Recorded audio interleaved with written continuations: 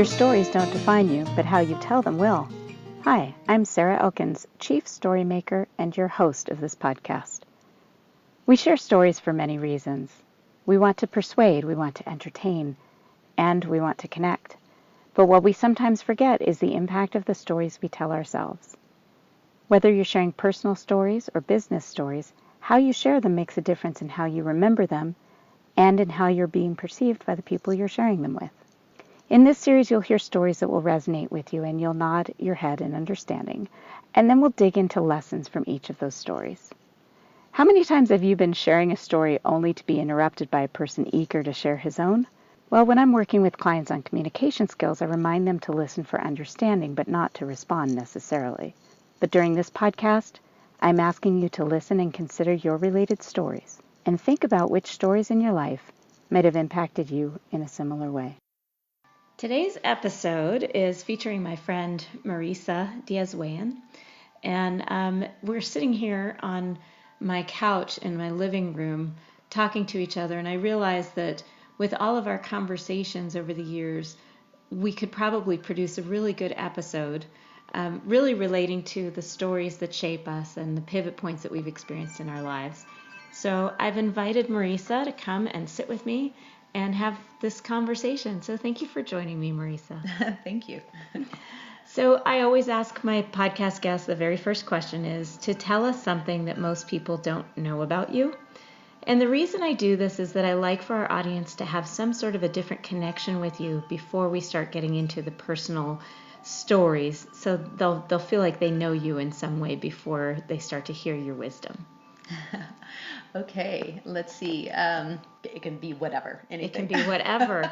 My sister told us that she pretended to hate pink when she was a little girl because I didn't like pink. So that was something most people didn't know about her. Okay.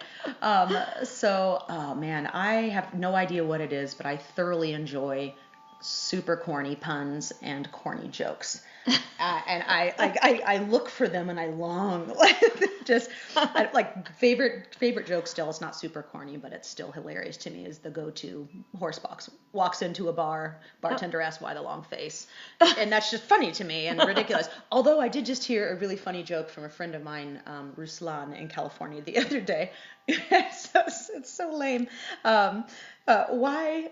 Of course, you have to tell the joke. I can't do the lead-in without the joke. Why do cows have hooves and not feet? I don't know why. Because they lack toes. So stupid. Lactose. Yeah. So I enjoy ridiculous humor. That's just one thing. There's a handful of other bizarre elements, but yes, I like. That is so funny. I knew that you liked puns. I knew you were a language person. So anyone who is fascinated by language and interested in how we speak and the words we choose to use, generally their sense of humor runs toward puns. I don't know if you've noticed that. Yeah. And I appreciate them. Like when you hear a good pun, you're like, yes. Yeah. And so that it doesn't surprise me, but it is something that I don't think I would have picked out and said, oh, that's something most people probably don't know about Marisa. I like that very much. Well, thank you. So as we're sitting here sipping tea. And I'm spilling tea. As you're spilling tea, I'm reminded of how we met and those interesting pivot points that we experience when we meet new people, that we get these unexpected connections that end up being like a forever connection. And I was working at the city of Helena as a public affairs person, and you were calling the city to get a permit for an event that you were planning for your nonprofit. Yes, I remember that. And I walked you through how to get the permit. And I remember getting off the phone after our conversation because you were asking me other questions and I was trying to kind of point you towards some other resources, people that you could contact. And I remember getting off the phone thinking, I'm going to have to meet that woman. I think she's going to have a big impact somewhere in this town, and I'll be really interested to meet her. So do you remember how that changed? I do. And I think, and I can't remember if we if I called back and then we ended up having a longer conversation, or if it actually was just a really long conversation from the beginning that went completely off of the event and more just about, what are you about? What are your name? This, what, like, what do you do? Yeah, this is so cool. What's meaningful to you? Yeah. I think it just sort of naturally developed into that. Just as like we were already friends, old friends already. Yes. It was really interesting. And I remember you showed up in my office to deliver posters for the event so that you could meet me and so that I could have some of these posters. So I would make sure to share them with some more of the resources in town that I knew I could get a hold of. And I remember being really fascinated by your organization, which is called Merlin CCC. So what does the CCC stand for? So actually, the final C has a name to it now. For a while, it's gone through some evolutions of this organization, but it stands for collaboration, consult, and community. The 3 C's. So the collaboration is largely about the approach, I think, that we try to take. It's very cross-disciplinary. I like to think innovative and certainly very inclusive. And then the consult would be certain services that we offer, and then the community is absolutely the base and core of everything that we do, activities. So tell me what Merlin does. I mean, what's the mission? What's the purpose of this organization? So my lovely elevator pitch, which is I'm still tweaking. And you will be forever, because that's how that works. Yes. And philosophy is a hard one to get an elevator pitch for. But in general, our organization is really about trying to enrich lives and strengthen the community and environment through philosophy, and through the application and activity of doing philosophy. Cool. I remember one of the first events that I went to was a philosophy think and drink at the little bar in downtown Helena. That's right. And I remember being fascinated because I've never been a big reader of philosophy or philosophers, although I've read a lot of literature that obviously embody a lot of what we talked about at that night in particular. And I remember being struck by how applied philosophy could be to current events. And it's not something I had really considered before. Is that something you come across a lot, trying to explain that? Yes. And I think oftentimes, or at least my experience is, in sort of academic settings or the way philosophy is taught, oftentimes it's taught is a little more removed from life than like math. Yeah, right, which has obviously very practical applications. Right. But yeah, so I do think that that's an unfortunate thing. To me, I've had the luxury in many ways of having some amazing professors, and my father as well, who really held philosophy to be something closer to philosophy as a way of life, which is kind of what many of the ancient philosophers thought of as philosophy, which is this thing that will help us navigate our everyday lives. And so it can't get much more practical. Right, particularly when it comes to morality and ethics. Yes. I think that's the big thing that we clearly see a need to understand and apply philosophy to those particular areas. Absolutely, yeah, and that's been a steady throughout. The other things certainly apply as well, but sometimes you have to do a little more digging to see how they're relevant, but they are. Yeah, and more relevant. Yes. As we see things like all of the stories right now about Facebook unethically sharing information about their users, and how those government organizations have been able to manipulate people through social media. So I think the applications of philosophy, particularly ethics, are very big right now. If we can just start talking about what that means and why it matters. I mean, I think some people don't think that it matters, that these issues it's up to an individual to figure this out. But as long as we're not talking about it, those individuals aren't even going to know that something was wrong in the first place. Yeah, and I think maybe to add to that as well, I think oftentimes as a culture we tend to get caught up in the how. How do I get this done? I'm moving from point A to point B, but we don't stop enough to ask the why. And I think that's something that's really important, and that philosophy is largely about. It's certainly about the how as well, but the why is so critical. Right. And that's also very current. It's a really relevant question right now, as you hear the finding your why through the Simon Sinek videos and books, and people really talking about what drives us, what motivates us, how we can use that motivation to positively improve our communities. And so it is a big deal, which leads me right to my first question, really, about in terms of your story. What happened? What incident or conversation happened, and when, that made you, first of all, be interested in philosophy, but even before you knew necessarily that it was philosophy that you were thinking about? It would be my dad, actually. He had this really magical way of helping me sort of explore the world through questions, I guess. It was very Socratic in his approach. So we'd be out, whether it was doing work together or out on a hike, and he would drop a little question in and then allow me to sort of mull it around a bit. And then, so he was planting seeds, I think is where that started. And it started opening up just a new world, and really helped to, I think, cultivate, I think, a very natural sense of wonder that was there, but really nurture that. So that was, I guess, the start. And Is there a particular time you remember, like a walk that you remember taking? Or I only ask that because I have a vivid memory of taking this walk with my dad. My whole family was with us, but my dad and I were particularly close when I was a little girl. And we were walking through the Maroon Bells in Colorado. And we had family visiting. And I vividly remember walking and holding hands with him. And he walked very fast. And I'm tiny, so these little steps, it would take 2 or 3 of my steps but I walked along with him because I just wanted to be next to him.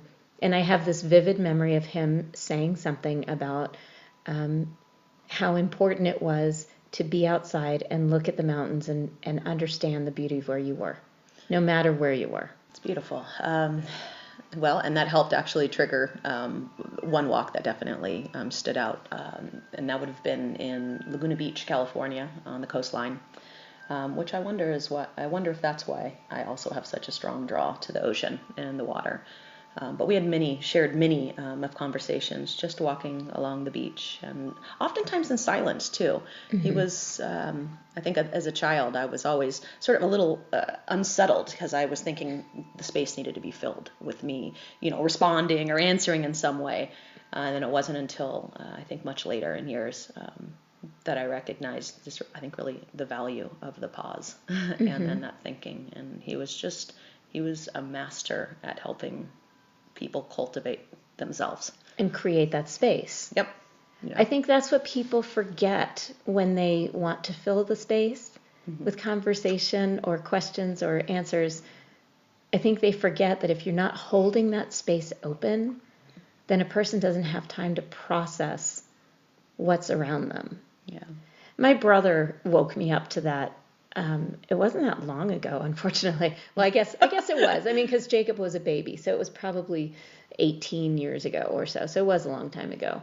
And I remember we were sitting in the car, just the two of us. I was visiting him in Denver, and the two of us had gone to run an errand and left the baby with Bob, my husband, and his wife, and their new baby at home. So it's just Eric and me, and we're driving along, and I'm just yammering along. And he finally stopped me. He said, "Sarah, I feel like you always need to fill the space." And I remember the first instinct was to be defensive. Like, I don't feel like I have to fill the space. And then that was my first, thought in my head, but I stopped myself. And I started really processing what he said. And he was right. I was filling the space. And my next question was, why did I feel compelled to do that? Especially when I'm alone with my brother. There should have been plenty of room in there between us. But for some reason, I always felt compelled to fill that. And, there are all kinds of reasons for that. Whether it was I wanted him to be impressed because I was always looking up to my brother, or whether I was just nervous and so I was just yammering because it was uncomfortable. I don't know. Yeah. But now when I'm finding myself doing that, I do stop myself and think, why am I doing this? What is it that's making me uncomfortable, and how do I change this dynamic? So I love what you say about your dad and how he gave you that space. Yeah, he did. And if I could also add too, I'm just thinking of, so he was sort of planting the seeds along the way. I certainly, my first formal philosophy class was in junior college, actually, with Arnold McMahon, who's actually a board member on on the nonprofit now. So it's been really Merlin CCC. Yeah. Wow, So it's full been circle. Yeah, it's been wonderful, and that was an intro to philosophy class that I took, and I was just blown away. I'm like, this is amazing. It's like, these are the questions that I've been asking, and like, what? So it was so exciting, and I remember in class and even going home from class, like my mind would just not stop. I wanted to continually pick these things apart and look at them and see how they mattered in my life, and then fast forward, I ended up going on to grad school, and in fact, actually, yet another board member on Merlin CC was my graduate professor in philosophy, Angelo Corlett, and it's been really a neat journey so far. I'm really enjoying it. So you're in that class. What's one conversation, one time that you remember vividly from that intro class? So the first time that I sat in that class, or went into the first day of that class, I remember sitting in the back of the room, which is not unusual for me in general. I kind of like to take the lay of the land. Was this your first college class? First semester, yes, in college, and first philosophy class as well. And so the first day up, and we get the general intro that goes on, and I remember being super excited. I think it was a Tuesday, Thursday class, and so Thursday I come back and I look at the seat in the back. I'm like, it's front and center every time from there on. Like, I just wanted to be closer, and like I don't want to miss anything. This is so exciting for me. So Wow. It was a different style for me. It surprised me, I think, a bit. I've always been an engaged student, but not to the degree. Yeah. Not up front. Yeah. Right. That's a totally different thing. Yeah. So when you sat up front that day, the second day of class, and you're looking around you, were any of the other students as enamored with it as you were? I don't think so. I'm such a dork too, so like I recognized it, but I was so eager. It was just. Did you make any particular friends in that class? I mean, beside the professor, that clearly you had some depth of relationship following the class. Mm-hmm. Oh gosh, this is so long ago too. Speaking of, there were a handful actually of individuals who I think shared a love for curiosity and the questions, and I think we're very dedicated to trying to find answers together, new perspectives. So yeah, we had some study groups afterwards, and we continue to talk about things in class, and like, oh, check this out, look what I found. Like, what do you think about this? And I think that's what college is all about. Yeah. That curiosity and that creation of a community around questions and curiosity, no matter what class it is. The reason I ask about that first class is I took an intro to philosophy class at Colorado State University, Fort Collins. And I wasn't thrilled with it. It wasn't super exciting. I was really excited to start taking my English Lit class, which ended up being not nearly as engaging as the philosophy class. But that's where I thought I was going to be enjoying it. But I remember one class period in particular where we were talking about that age-old question when it comes to God. And it was, if God is all good and God is all powerful, why does evil exist? The problem of evil, yes. The problem of evil. And it got the class really talking. And I remember that particular class. It's not like it suddenly was enlightening and that at that moment, I was going to love philosophy the rest of my life. It didn't have that kind of impact. But I remember the question. And over the years, I've continued to think about that question, the problem of evil. And it's fascinating because I've never done anything like that since. I mean, I've read, of course, other books. But so I guess I'm just curious about where that was for you in that first class. I mean, what was the topic Or was it just across the board, every topic? So the first class, at least the first portion of the first class was sort of the lay of the land, what philosophy is, and we could have spent the entire semester, I think, discussing that in particular. As you would know now that you're teaching it sometimes, right? Yeah, so yeah, kind of what it is, but also I think the question that stood out for me the most concerned meaning, kind of what our meaning is here in life, what ought we to be doing, who are we? It was definitely an invitation to reflect on ourselves. So I think that was the thing that always caught me, because it's hard for me to think of a life without meaning, having the richness and depth that I would want it to be. So I think that's an important thing, I guess. And you continue to grapple with that. Yes, absolutely. I do. So tell me about, I'm going to go back to your dad. I'm imagining you walking along the beach with your dad. And as a young adult, now he was a philosophy teacher, is that what you were saying? No, he was actually a wildlife biologist and ecologist. He certainly had a love for science and philosophy. He before he was in the military for a short spell, he fell into the works of Aristotle and Plato and Socrates and Plato, of course, and just loved them. And so that was, I think, kind of a background for him. And he just loved him, master of art of questioning and a curiosity about the world. So, but he was also a professor. Do you remember telling your dad about your philosophy class or about choosing philosophy as your degree program? Yes, and what's interesting is it wasn't something that it had always been there. So at one point, and when I was in junior college and then finishing up my BA, one point I was art and philosophy, and then I changed the art out after a few things to psychology and philosophy. Philosophy was always the constant, and I don't know if I ever thought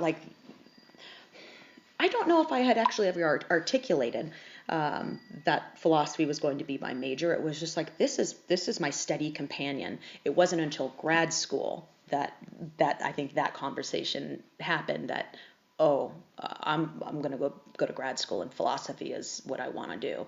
And my dad was not surprised at all. He's like, oh, well, it's about time. So you remember that conversation with him? Yeah. Tell me about that. So graduate school didn't come until much later. There was about a 7-year window after I graduated, with my BA, and I had some crazy experiences throughout the years then. But it was a big decision for me to go to graduate school, and in large part as well because my father's health at that time was really starting to move. Fail. Yeah. So he had was struggling with Parkinson's, and I'm always going to get teary-eyed, as you know me well enough about this. But I think that process of being with him, I was his caregiver for, goodness, 12 plus years, almost 13 years until the time of his death. I think philosophy was that, so it was my companion all through growing up.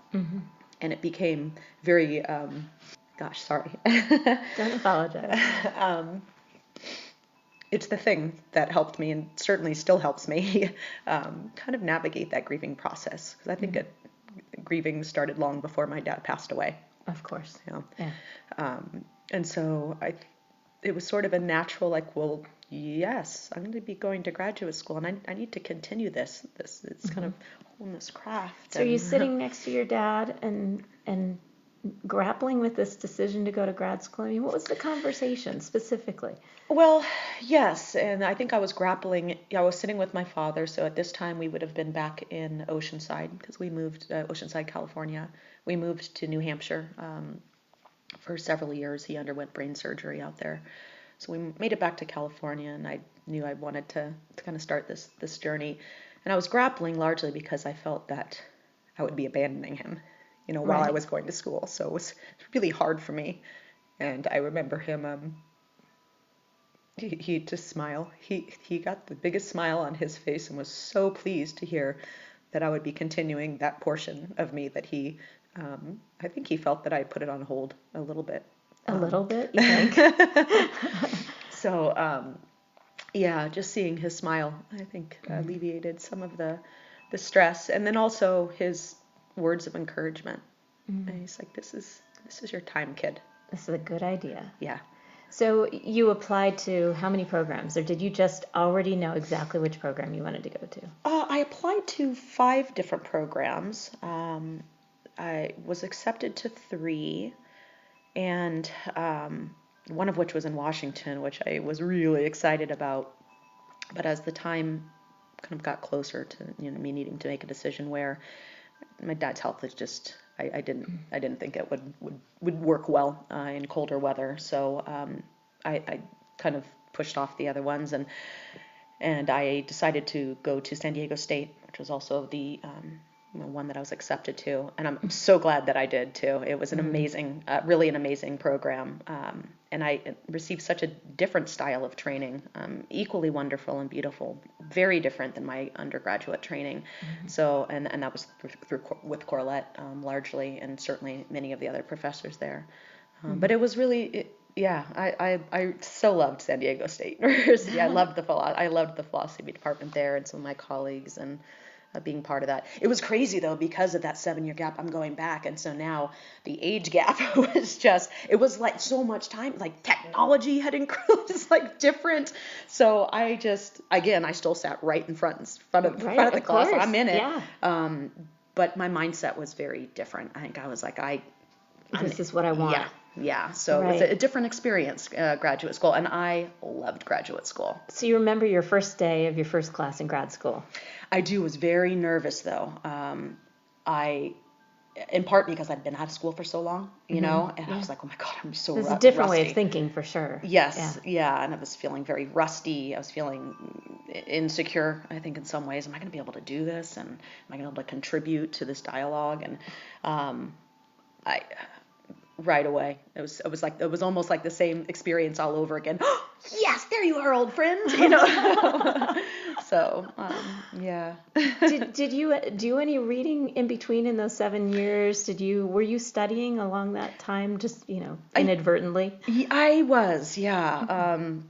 And I think that actually contributed as well to this sort of continued evolution and desire to go back to grad school. I was doing some concert touring on the road as a kind of a manager of sorts, and my psychology degree came in very handily during that time frame. Dealing with a lot of different people, musicians. We're the worst. Oh, musicians. We're almost like poets. No, just, very dramatic.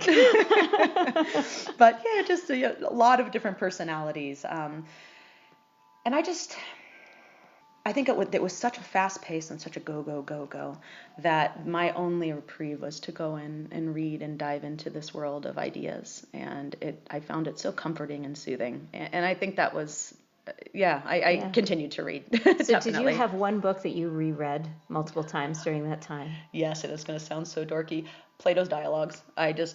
Honestly, like, that book is so tattered and like dog-eared. Oh yeah. And there's like arrows. Highlights. Yeah. I love that book. Sticky notes. It is. And it's like, I'm surprised the pages are even on there anymore. So wow. It's such a beautiful world, that book. Every time I read it, there's something new. And in fact, actually, a friend of mine who just came out and did a workshop for Merlin said something that really resonated with me, is that the book, I think every time you read it, provides something new. But also, I'm new every time I read it. Oh. And I think there's some truth to that. There's these layers of depth and perspective in that book that every time you turn the page is a new adventure. So I bet a lot of people, that kind of idea can resonate with them. The idea that it's, even if it's the same book and you've read it 100 times, you're coming to it differently, especially if you've gone a few months or a few years between reading it. Yeah. And you are a new person. Like what is the old saying about the river, that the river changes. Can't step in the same river twice. Right, exactly. And it changes. Yeah. And I think of our consciousness that way as well, that all of the experiences that we have from day to day and year to year, tragic and joyful, all contribute to our being different every time we reread something or rehear a song that we haven't heard in a long time, and we just catch different nuances because we're different. Yeah, I was totally going to go to nuances too. Yeah, I think you start picking up different subtleties. Yeah, new subtleties and nuances that are there that you might not have seen before. Mm-hmm. So yeah, so Plato's Dialogues. Yeah, that'd be my go-to. Dialogues. I'm going to have to look into it. I haven't read that one yet, but I have a feeling a copy is in my very near future. So my last question, when we come to, you've decided to start this Merlin CCC here in Helena, Montana, which is a small town in Montana, very well educated, average resident is well educated because we have the state government offices here and lots of federal offices. But it can be very small and very provincial here. So I'm curious about the very first event that you hosted here, where people showed up, and kind of what you remember from that experience. This is a great memory. So the first thing that I did here was a philosophy walk. And I think that's also kind of goes back to my walking with my father on the beach. So I did this philosophy walk, and I remember my mom flew in from Alaska, and we were doing this up on the trailhead up in Mount Helena. And I put it out there, was kind of an intro to philosophy. I didn't know. I was frightened. I'm like, this is my first event. I have no idea how this is going to go. So we get up there, and we're getting ready, and I'm there about 15 minutes early, and I'm waiting, and 5 minutes go by, and there's no one, and another 5 minutes go by, and I remember looking at my mom, and I said, well, Mom, it might just be you and me, but it'll still be a great walk. And she's like, oh, yeah, that's okay. And she's being beautiful, and encouraging. And I could just see my face just like, oh. And then out of the blue, this man will always hold a special place in my heart because of this. So this is Bill Hallinan. Oh, wow. Wild man Bill Hallinan. He is so funny. He is wonderful.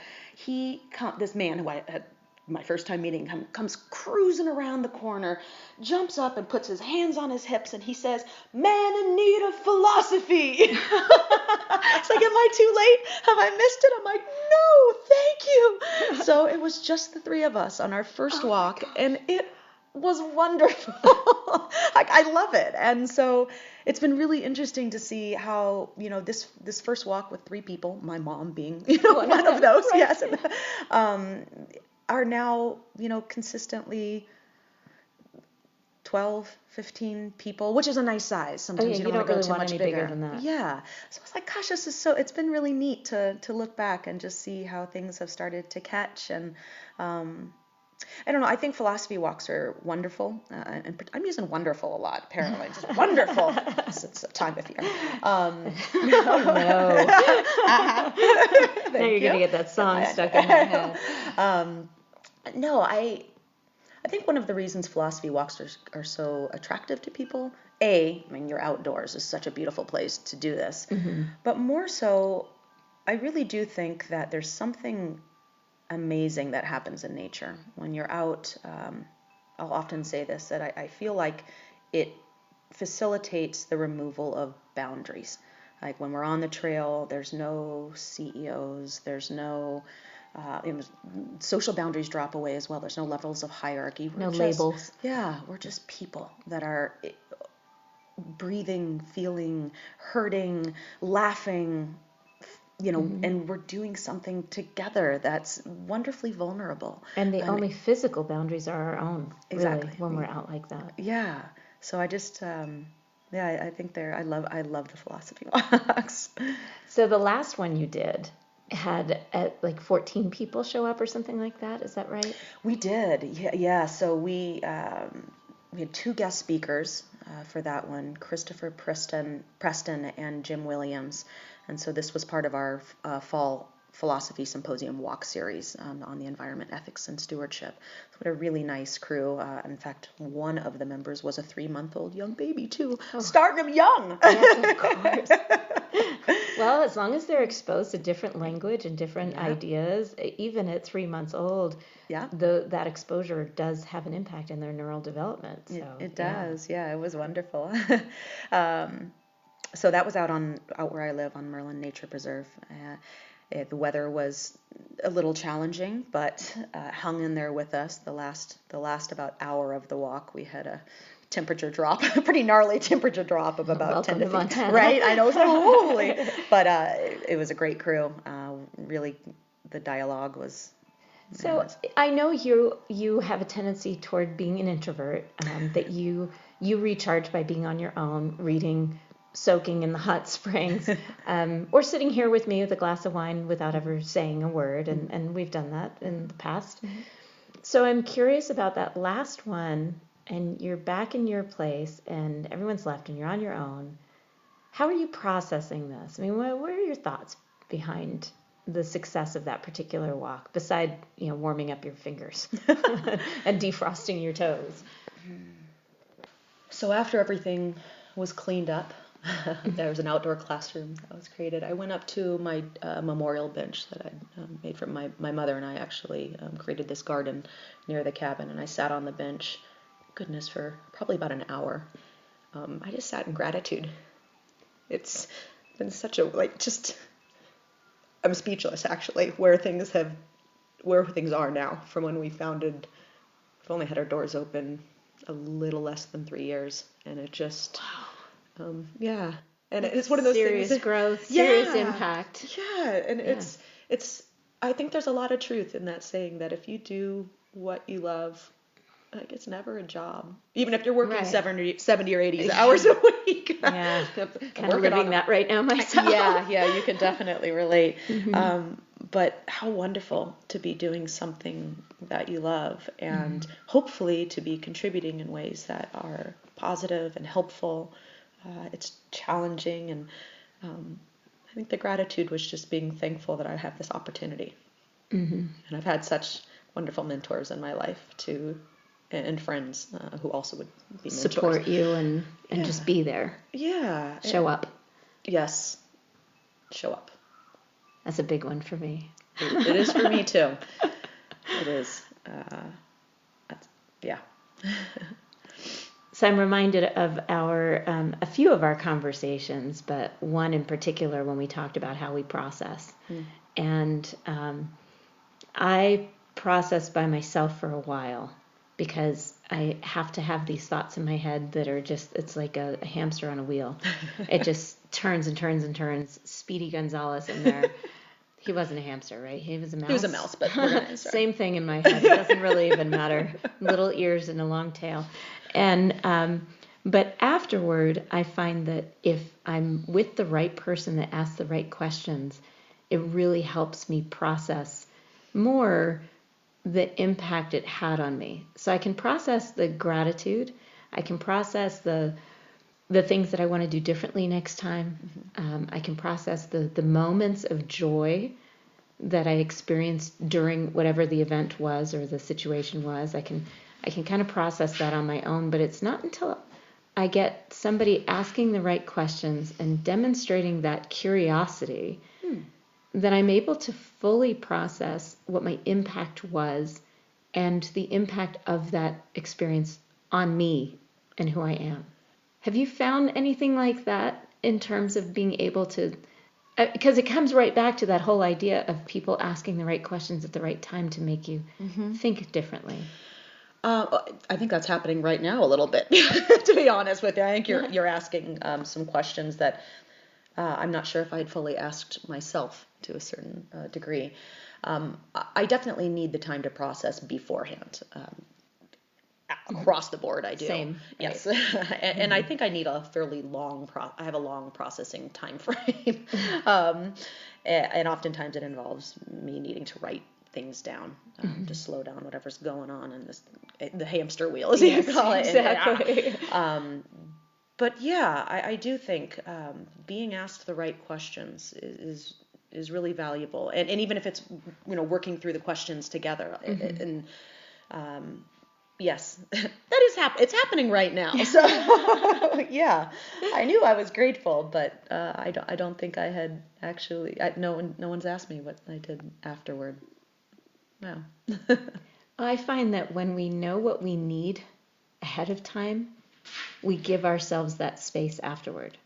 So the reason I say that is, I remember after my first No Longer Virtual conference, and my husband was there with me. We were in Atlanta, and we were staying through the weekend so that we wouldn't come straight back home to regular work. And I was still working my full-time job with the city at that point. So it was Friday night, we had finished, and we went out to dinner with a few other people that were still there until Saturday. And Saturday morning, I woke up with the total monkey brain. I mean, hamster on the wheel in my head. If I do this again, I want to do it this way next time. And oh my gosh, I was already imagining the sessions that I wanted to host for a year from then, and who would host them, and some of the people I had met during that time face to face for the first time that I'd been connected with for years online. I was thinking about what value they brought and what they could bring the next time if they hosted a session. And, I had all this stuff going on, and I woke up with that, and I was kind of grumpy. I was not in a good mood. Okay. And I remember Bob kind of immediately jumping into, well, if you do this again next year, you should think about blah, blah, blah, blah. And he's talking, detail stuff that I just wasn't even ready to start processing out loud yet. And I had to tell him that I needed space for a little while before we started processing this together, because he had been involved from the beginning, of course, and had helped me host. He was my go-to through the whole conference. And for the next one that was in Denver this past February, I planned for Saturday morning to be quiet. I knew ahead of time what I was going to need for self-care. Told my husband what that looked like so that he would know and be able to support me in that decision and scheduling. And it changed everything for that second year. I didn't wake up in a grumpy mood. I did wake up with the speedy brain and all the ideas for the next year, but I felt like I could handle it. I felt like I had the space, and that I was giving myself that care to say, you need this time to just be quiet. So that's why I ask you, because I think it's so important that when we have an experience that we know is going to impact us in some way, that we know what space we need afterward. And some people really need an immediate sounding board. I know that there are some people immediately after an event, they need to debrief and just let it all come out. I'm not like that, and you're not like that either. No. So that's why I asked you that question. I think it's so important to give ourselves that space. Yeah. Okay, final question. Okay. What story do you want to share that you think really was a pivot point that impacted you in terms of what you do now? The thing that triggered exactly what makes you so grateful now? So I'm going to start with the word, and then I'll explain what I'm meaning by it after. Community, actually. I think I always have been a fairly independent bird. I certainly live in a very isolated location, require a lot, not just want, but require a lot of elbow room and space for this processing, I think, that we're talking about, and a lot of silence. And I think there was a portion of me that felt that maybe didn't recognize as much. I think I felt it, but I don't think I actually recognized the value and importance of community as much as I have over the last 3 years. And some of that might also be because my community prior to that, in many ways, was me and my dad. Right. And so, since he's passed away, I think I felt very alone. And so it's just been really interesting to see how that space has been filled in some ways with that sort of continuation of love and care, and how much I'm also receiving that from the community. It kind of makes me feel like my dad is still here in some ways. Like, hey kid, don't forget, no one ever does. You're not alone. Like, right. This is. When did you know that? Earlier this year. So that when I'd mentioned earlier the 3 C's, the collaborate thing sort of popped into being, but it was largely because I was thinking about community, and that everything that has been done with this organization since its sort of inception has been specifically because I guess I wasn't afraid to make a connection with people, and it was returned. And that sort of collaborative effort and the I guess just the community. So what happened? I mean, what was your awakening earlier this year, where you thought, oh my gosh, that's what I've been looking for?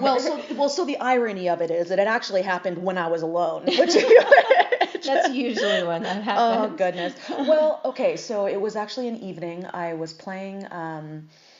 So my dad and I used to do these little jam band sessions where we turn on, big band, or I think this one I turned on Artie Shaw, and so we have a vibraphone and a little piano, and we used to just jam out and pretend we were part of the band. Look at us go, woo-hoo. And we would have a grand old time doing that.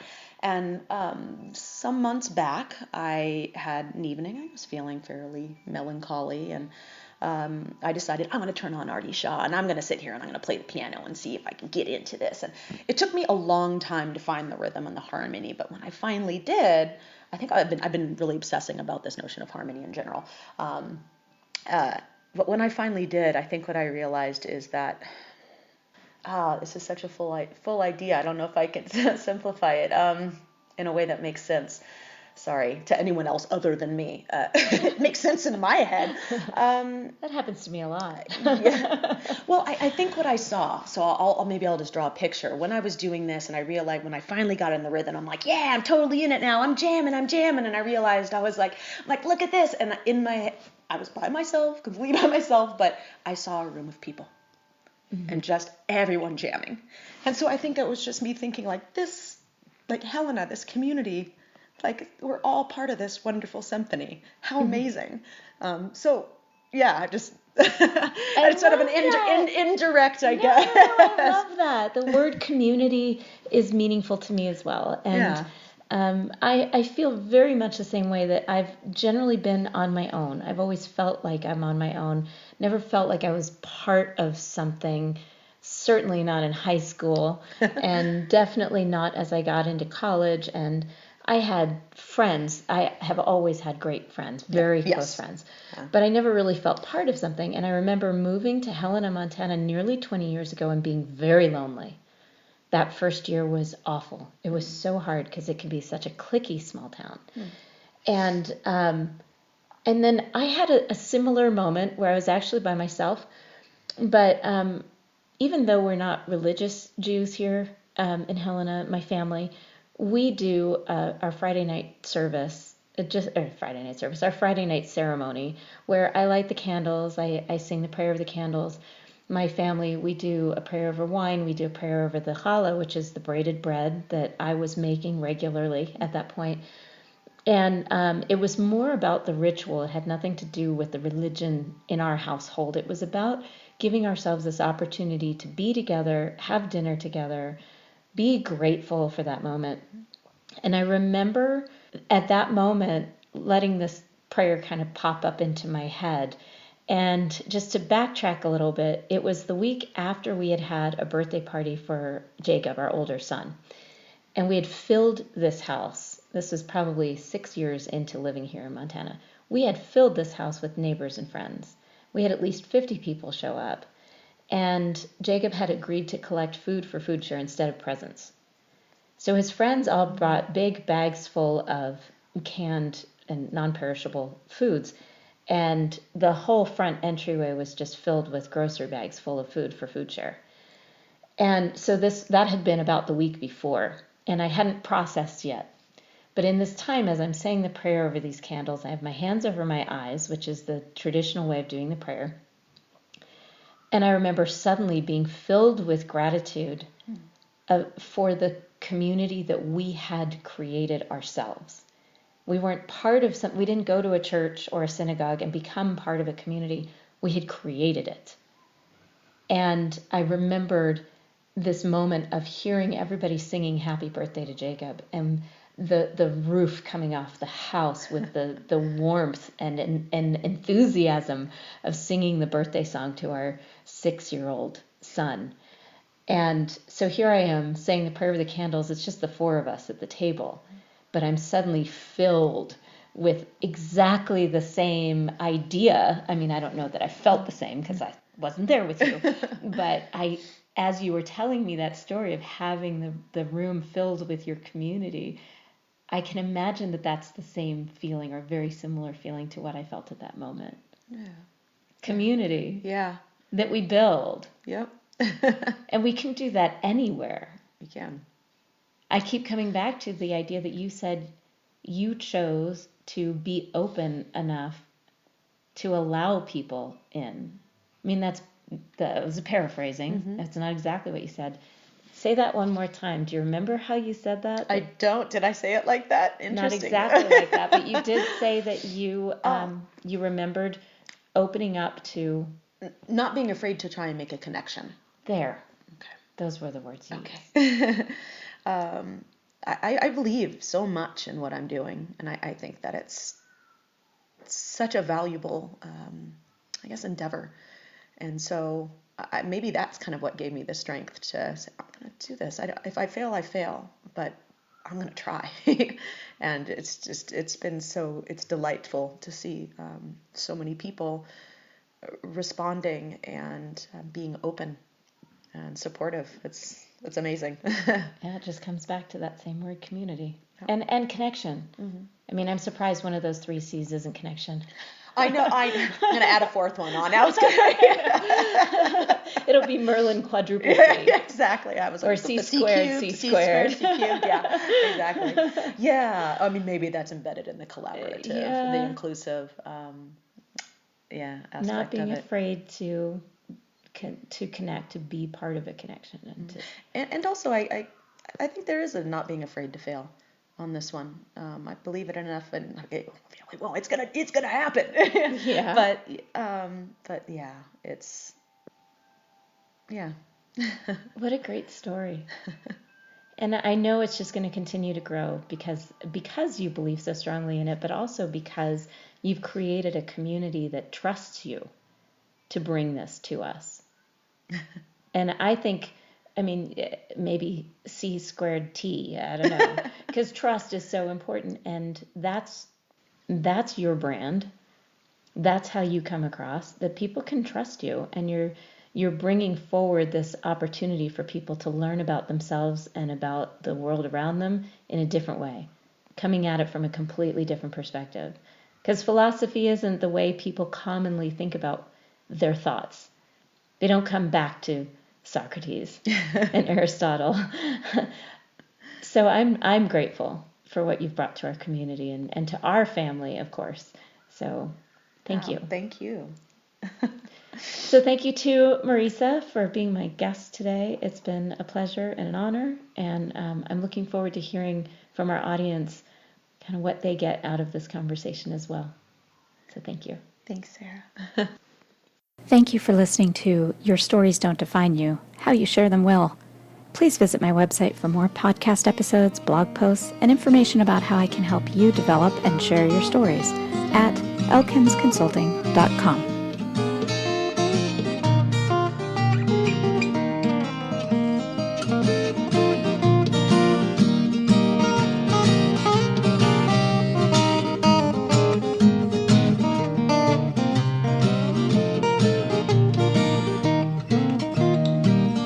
Listen to me, honey, while I say, how could you tell me that you're going away?